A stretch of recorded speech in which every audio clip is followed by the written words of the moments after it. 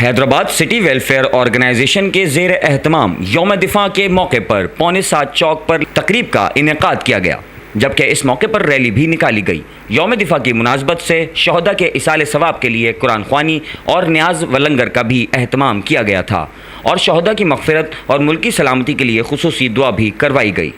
اس موقع پر تقریب میں خصوصی طور پر آصف عباسی، زہیب لطیف نیازی، امین میمن، قیوم قریشی، آصف ساگر، ڈی ایم بروہی و دیگر نے شرکت کی۔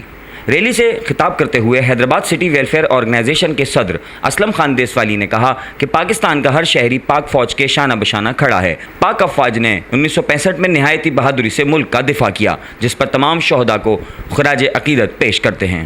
بسم اللہ الرحمن الرحیم۔ آج یوم دفاع پاکستان کے موقع پر ہمارے دفتر لطیف آباد سے شہداء پاکستان کے ایصال ثواب کے لیے قرآن خوانی کا اہتمام کیا گیا اور دعائیہ تقریب منعقد کی گئی۔ یوم دفاع پاکستان کے موقع پہ میں یہی کہنا چاہوں گا، پاک فوج کے جوانوں نے جس طرح اپنی قربانیاں پاکستان کے لیے دی ہیں وہ خراج تحسین ہیں۔